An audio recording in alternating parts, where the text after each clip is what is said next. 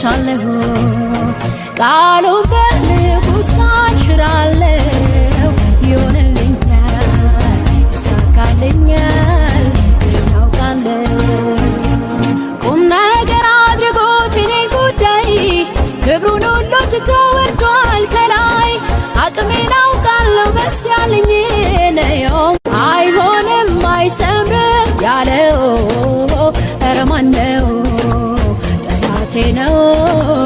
መጥቻለሁ ቃሉ